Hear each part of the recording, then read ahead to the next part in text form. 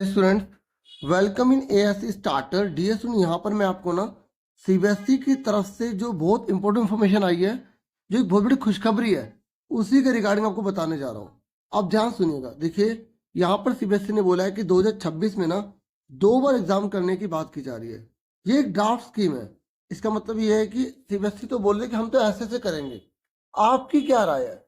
अगर आप इसमें चेंज करना चाहते हैं या आप कुछ चाहते हैं कि इसमें परिवर्तन हो, तो आप इसमें अपनी राय दे सकते हैं और उसके बेस पर फिर सीबीएसई फाइनल जो है ना डिसीजन लेने वाली है। अब सीबीएसई ने बोला कि हम क्या क्या करेंगे, आओ पूरा सुन लेते हैं। देखिए, जो बच्चे इस समय 9th क्लास में ना, अब वो 10th क्लास में आएंगे, तो उनके लिए यहाँ पर प्रपोजल रखा जा रहा है कि आपके 2 बार बोर्ड एग्जाम किए जाएंगे। इसका उद्देश्य क्या है, इसका पर्पस क्या है? इसका पर्पस यही बोला गया है कि बच्चों को रोड लर्निंग से बिल्कुल हटाया जाए। एनईपी पॉलिसी के अकॉर्डिंग बच्चों के ऊपर जो बर्डन हो जाता है, जो टेंशन वगैरह ले लेते हैं, उसको हटाया जाए और बच्चे अच्छे से अपने आप को इम्प्रूव कर सके और बेस्ट परफॉर्मेंस दे सके। उसी को ध्यान में रखकर यहाँ पे सीबीएसई ये प्रपोजल लेकर आई है। अब इसमें है क्या? देखिए, ये तो बता रखा है 2025 में कि कितने कितने बच्चे बैठे हैं और कितने कितने एग्जाम वगैरह हो रहे हैं। ये तो 2025 का। मैं आपसे 2026 की बात करता हूँ। सीबीएसई ने बोला है कि अगर हम इस रूल को लागू करते हैं तो पहला जो फेस है ना एग्जाम का, वो 17 फरवरी से 6 मार्च का होगा। और जो बच्चे, अगर उन्हें लगता है कि किसी पेपर में उनके मार्क्स कम आए हैं या वो पेपर नहीं दे पाए हैं या उनको लग रहा है कि उनके मार्क्स जो है परसेंटेज में बहुत ज़्यादा कमी कर रहे हैं, तो वो 5 मई से 20 मई में जो उन्होंने एग्जाम खराब दिया है उसको दोबारा दे सकते हैं। और देखो, सीबीएसई ने बहुत बड़ी बात बोली है कि आपको रिजल्ट तो देखो पहले फेज का पहले बता दिया जाएगा, यहाँ सब लिखा है।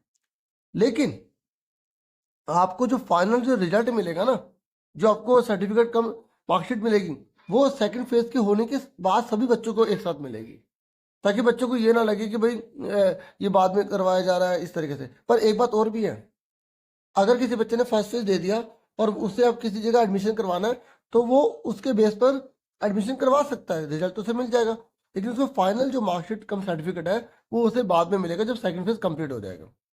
ठीक है, अब सुनो और क्या बोला गया, ध्यान सुनिए।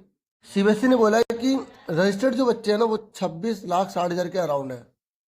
मतलब इस बार 26 लाख के आसपास बच्चे पेपर देंगे 2026 में।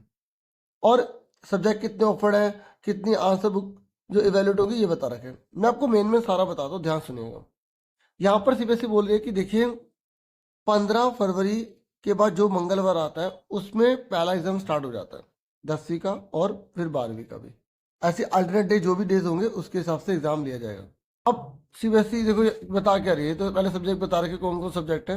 ये देखो, सीबीएसई ने पहले से ही डेट शीट बता दी है कि अगर फर्स्ट फेज लिया जाएगा तो वो कब कब कौन कौन सी तारीख को कौन कौन सा एग्जाम बच्चे का होगा, यहाँ पर सीबीएसई बता रही है। आप देख सकते हैं, है ना। और 4th क्लास का भी बता रखा है। ठीक है, फिर सीबीएसई ने जैसे एग्जाम वगैरह हो जाएंगे उसके बाद यहाँ पर सीबीएसई बता रही है कि देखिए, फिर सेकंड फेज के एग्जाम होंगे, उससे पहले रिजल्ट आ जाएगा। देखिए, 12वीं क्लास का रिजल्ट 20 मई को और 10वीं का पहले फेज का रिजल्ट 20 अप्रैल को आ जाएगा। अगर बच्चे को लगता है कि उसके किसी सब्जेक्ट में नंबर कम आए, देखो इसके अंदर पेपर रीचेकिंग वगैरह वाले प्रोसीजर है, वो होगा ही होगा। अगर किसी बच्चे को लगता है कि मेरे तो नंबर कम आ गए, के लिए सेकंड फेज के एग्जाम की भी एक अपॉर्चुनिटी है। यहाँ पर आप देख सकते हैं एग्जाम बता रखा है कब कब कौन सा होगा।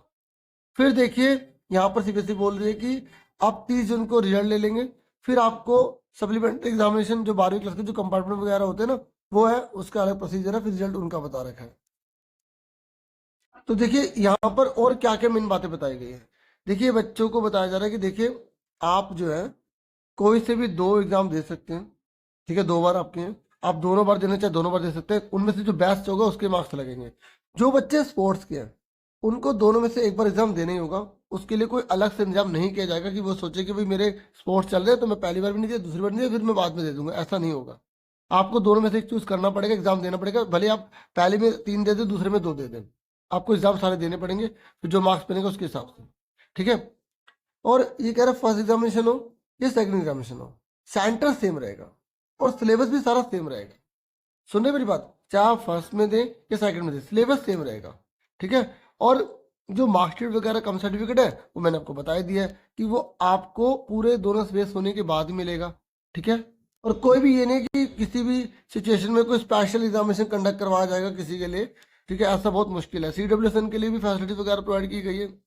ठीक है, और जो सेंटर पहली बार बच्चे ने एग्जाम जहाँ पर कर दिया है ना, मतलब बाहरी पेपर देना होगा, तो दूसरी बार भी उसको वहीं पर जाकर पेपर देना होगा, सेकंड फेज में भी।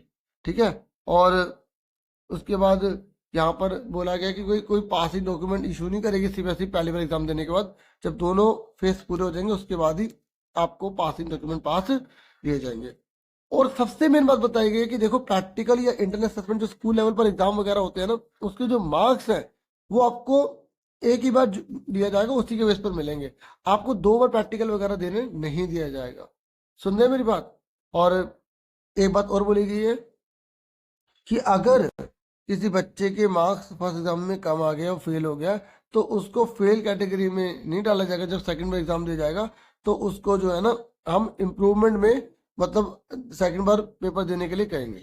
ठीक है। और आपको पता है कि मार्कशीट तो बाद में आनी है। ठीक है ना। इस तरीके से 5 सब्जेक्ट मेन होते हैं जिसमें क्वालिफाई बच्चे को होना पड़ता है। बाकी वो एडिशनल सब्जेक्ट लेना चाहे तो वो ले सकता है। उसके बेस पर जो भी मार्क्स वगैरह बनते हैं या कोई एडिशनल चेंज वगैरह करवाता है तो वो सेकंड फेज में जो रूल्स रेगुलेशन उसके अकॉर्डिंग होगा। तो ये इस तरीके से मैंने आपको मेन में सारा बता दिया है। ठीक है। फिर भी अगर आपको कोई डाउट है तो आप कमेंट करना। और सबसे बड़ी बात सुन लो मेरी बात, आपको लिंक पर क्लिक करके मैं आपको लिंक दिखा दूं। देखिए, जब आप लिंक ओपन करेंगे तो ये लिंक है, मैं आपको डिस्क्रिप्शन में दूंगा लिंक। ठीक है। और आपको क्लिक करके इसे फिल जरूर करना है, क्योंकि आपसे सीबीएसई राय मांग रहे हैं। उसके बेस पर ही फिर फाइनल डिसीजन लिया जाएगा कि क्या करना है, क्या नहीं करना है, क्या चेंज करना है। सुन रहे हैं मेरी बात? तो फीडबैक जरूर दीजिएगा, सीबीएसई की तरफ से ही है। इतना ही था इस वीडियो में। Thank you for watching and listening carefully. Take care dear students.